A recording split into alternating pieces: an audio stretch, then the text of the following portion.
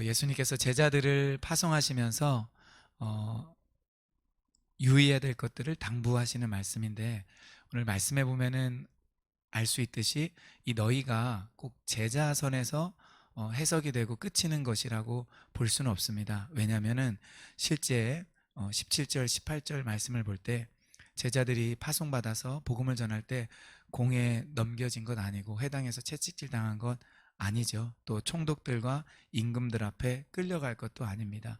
이렇게 실제적으로 그 12 사도들이 그런 일들을 겪지 않는데, 게다가 이것이 막 몇 년 동안에 걸쳐서 일어나는 일이 아니고 사실은 단기간 동안에 제자들은 이제 파송을 받아서 복음을 전하는데, 예수님께서 마치 이런 일들이 일어날 것처럼 예언을 하셨다라는 것은, 이것이 2000년 전에 그 예수님의 12 사도에게만 해당되는 것이 아니라 그 이후에 보냄을 받은 모든 제자들, 이 그리스도인들의 제자들, 바로 우리들에게 주님이 또한 하시는 말씀이라고 우리가 그렇게 이해할 수가 있습니다.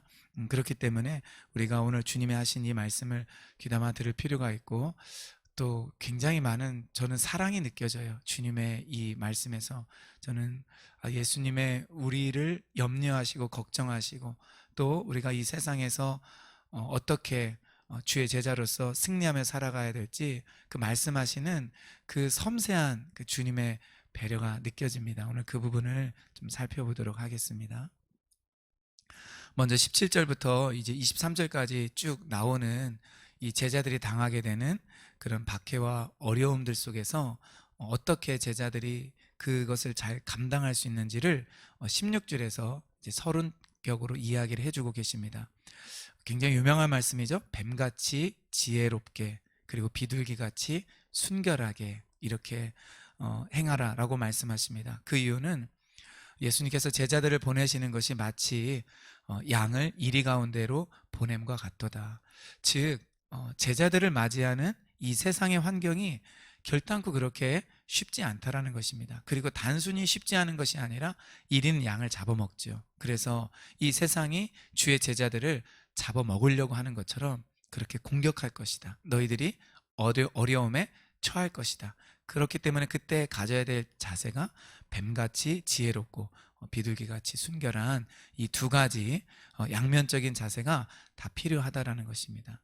한 5년 전에 나온 이 생명의 삶 큐티 책에 보면은 이 뱀같이 지혜롭다라는 것이 이제 그 당시에 분별력을 가지고 행동해야 된다라는 그 뜻을 가지고는 일종의 격언이라고 이야기를 합니다.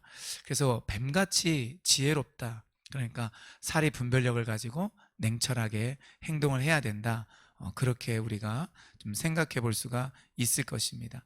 그리고 또 비둘기같이 순결하라 이렇게 나왔는데, 이 순결하라는 것은 말 그대로 깨끗함을 간직하고 순진하고 순전한 마음을 가져야 될 것을 이야기를 해주고 있는 것입니다. 의미가 있는 것은 뭐냐면, 로마서 이제 16장 뒷부분에 가보면 어떤 말씀이 있냐면은, 로마서 16장 19절에 우리 뭐 복음성가에도 나오지만은 선한 데는 지혜롭고 악한 데는 미련하라, 이 말씀 있죠.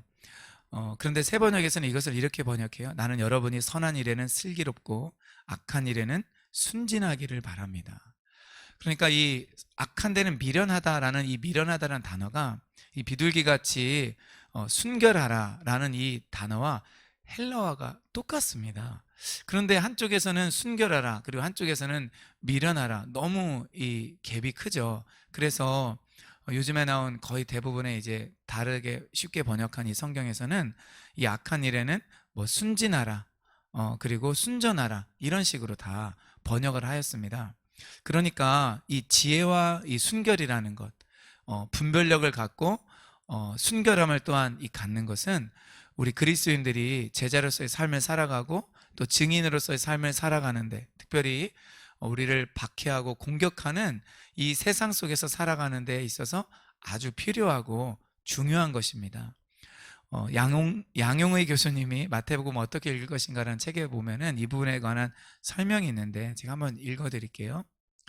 양과 같은 제자들이 이처럼 이리와 같은 적대 세력들 앞에 나아가야 하기에 제자들은 뱀같이 지혜로워야 한다. 박해에 직면한 제자는 멍청이 무대책으로 당하는 숙맥이 되어서는 안 되고 현실적 상황을 직시하여 그 상황에 지혜롭게 대처함으로써 불필요한 피해를 피해야 한다. 그럼에도 불구하고 제자는 약삭빠른 기회주의자가 되어서는 안 되며 어떤 위험 앞에서도 자신의 신앙 양심을 속이지 않는 비둘기같이 순결한 자가 되어야 한다. 저는 우리나라도 그렇고 전 세계적으로 그렇고 기독교를 적대시하고 박해하고 싫어하는 그런 언론들, 사람들이 많다고 생각합니다. 그리고 오늘 우리가 읽은 이 본문에 의하면은 이것이 너무나 당연합니다. 사람들은 야, 교회가 잘해봐라. 교회가 선한 일 하고 그리고 교회가 똑바로 행동하면은 왜 너희들이 박해를 받느냐 이렇게 말할지 모르겠지만 아니요, 그렇지 않습니다. 진리 자체를 싫어하고 창조자 하나님을 미워하고 그리고 그것을 믿고 따르는 우리들을 싫어하는 그런 세력들, 시스템들 그리고 개인적으로 그렇게 하는 사람들이 저는 얼마든지 많이 있다라고 봅니다. 그들 역시 우리는 사실 회개하고 구원받도록 기도를 해야 되겠죠. 왜냐하면 원수를 사랑하고 박해하는 자를 위해서 우리 주님께서 기도하라고 말씀하셨으니까요. 그러나 분명한 것은 그러한 사람들이 있다라는 것을 우리가 염두에 두어야 됩니다. 최근에 저도 잠깐 좀 편집된 영상분을 좀 봤는데 제가 이따 카톡에는 좀 공유를 할게요. 이 100분 토론에 이제 부산 세계로교회 손현보 목사님이 출연을 했던 것 같아요. 그래서 지금 일어나고 있는 몇몇 이제 사안들에 대해서 이제 그 목사님의 입장을 표현을 했는데 의견을 냈는데 저는 거기에 굉장히 좀 공감을 하게 되었습니다. 그러니까 지나친 언론의 공격들 있다. 그리고 이 정부의 이 방역 정책을 펼 때 너무 이제 교회 크기나 이런 거에 상관없이 형평성에 어긋나다. 본인 교회 예배당 좌석수는 5,500수인데 본인 근처에 얻는 식당에는 10평 남짓인데 하루에 수십 명이 들락날락 거린다. 근데 우리 그 5,500명 그 예배 좌석에 대면 예배, 비대면 예배, 온라인 예배 드릴 때 20명 들어가라고 하는 게 그게 말이 되냐. 그리고 질병관리본부에서도 이 교회 예배를 통한 감염은 실제적으로 거의 없다라고 말하는 그 통계도 있는데 정부가 이렇게 하는 것이 과연 옳으냐라고 이야기하는 것을 좀 듣게 되었습니다. 어쨌든 우리는 이 시대에 우리가 선한 일도 계속하고 그리고 빛과 소금의 역할을 잘 감당해야 되겠지만 그러나 언제든지 우리는 박해를 받고 끌려갈 수 있고 신앙을 가진다라는 그 이유 하나만으로 사람들에게 미움을 받을 수 있습니다. 그때 우리는 뱀같이 지혜롭고 비둘기같이 순결해야 됩니다. 참 예전에 이 말씀 읽을 때는 이렇게 와닿지 않았는데 요즘은 정말 피부로 와닿기 때문에 그 의미에 대해서 우리가 더 곰곰이 생각을 해보게 됩니다. 우리 17, 18절 계속 보면은 너희들을 공의에 넘겨준다, 채찍질한다, 그리고 총독들과 임금들에게 끌려간다. 그런데 놀라운 것은 18절에 나와 있는 것처럼 바울이 로마 황제에게 나가서 황제에게도 복음을 전하려고 하고 로마에 있는 많은 그 사람들에게 선한 영향력을 준 것처럼 그들과 이방인들에게 증거가 되게 하려 하심이라.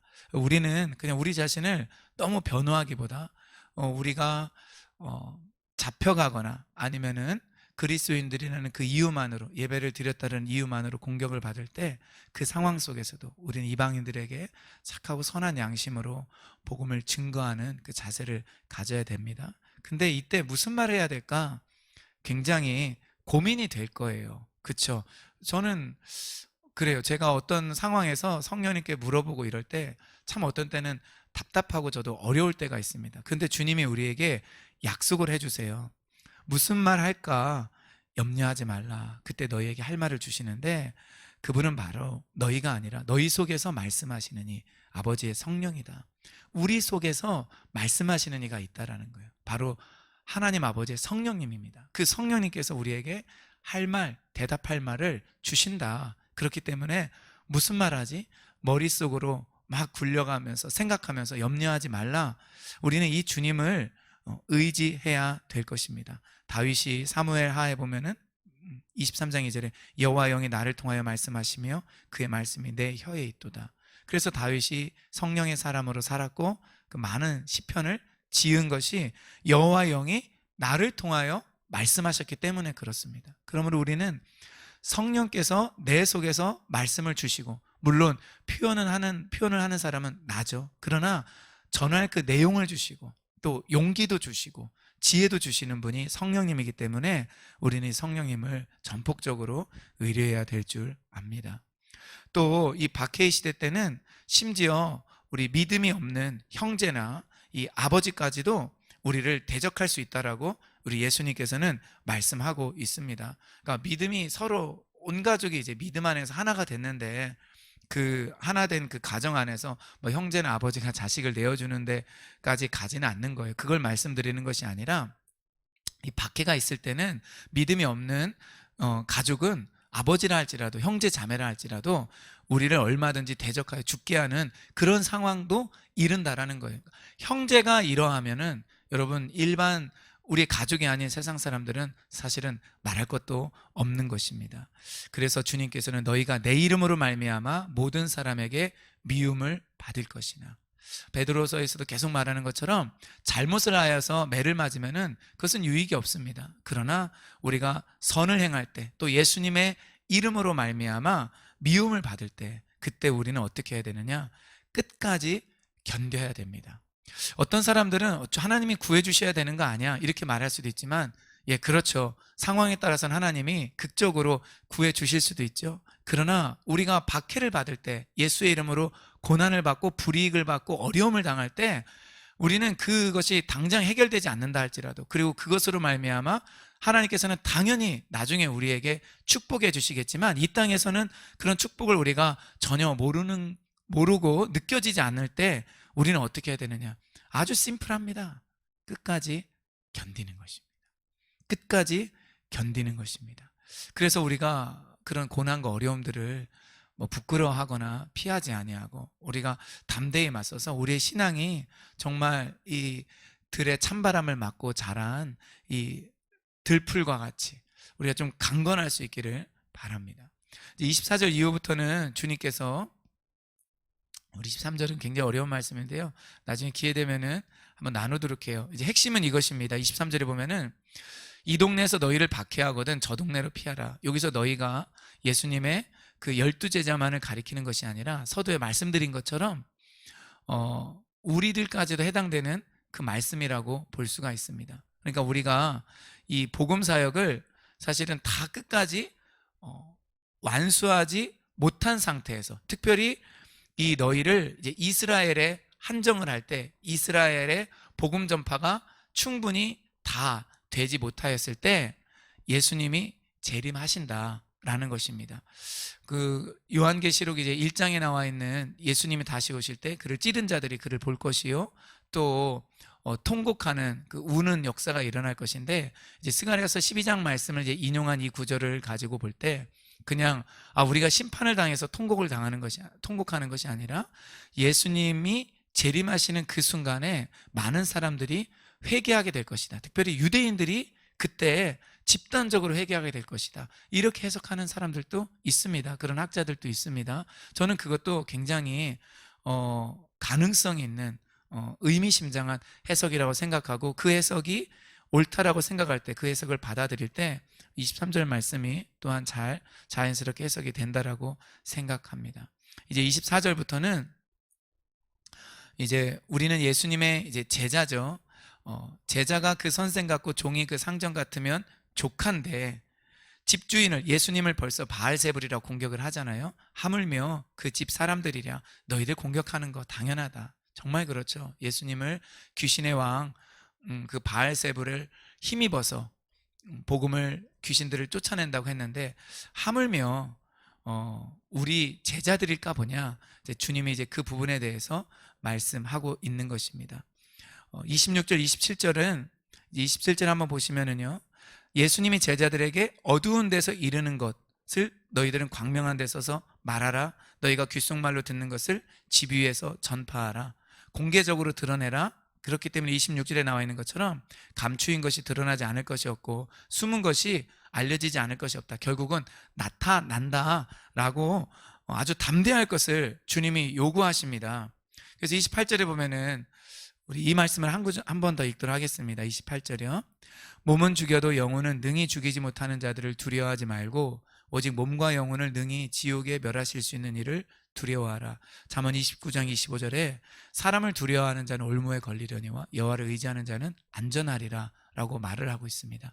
그러니까 우리가 몸과 영혼을 다 능히 이 지옥에서 멸하실 수 있는 그 하나님을 두려워해야 되지, 우리 몸을 조금 고통스럽게 하고 죽일 수 있는 사람을 두려워하지 말라라고 주님이 분명하게 말씀하시며, 참새 2마리도 한 아사리온에 팔리는 것, 그 하나님께서 허락하시지 않으면 일어나지 않는다.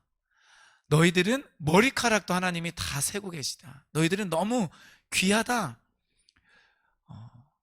그렇기 때문에 너희들에게 일어나는 그 일들이 아버지의 어떤 허락과 뜻이 없는 상태에서 일어나는 것이 결코 아니다. 담대하라, 담대하라 말씀하시는 겁니다. 32절에 누구든지 사람 앞에서 나를 시인하면 나도 하늘에 계신 내 아버지 앞에서 그를 시인할 것이요. 그리고 그 반대로 사람 앞에서 예수님을 부인하면 예수님도 하늘에 계신 내 아버지 앞에서 그를 부인하라. 제자로서의 그 태도를 아주 분명하게 명확하게 해라. 목숨 걸고 나의 제자가 되라. 그 말씀 하시는 것 같아요. 목숨 걸고 나를 따르라. 나 때문에 박해와 손해가 일어날 때 끝까지 견뎌라. 하나님을 신뢰해라. 주님이 이렇게 우리에게 당부하시는 것 같습니다. 우리 이 견고한 믿음, 어떻게 보면 전투적인 믿음이죠. 사생결단의 믿음, 이 믿음 가지고 주님을 따르는 주님의 제자, 그리고 주의 말씀을 증거하는 우리 모두가 되기를 축원드립니다. 기도하겠습니다.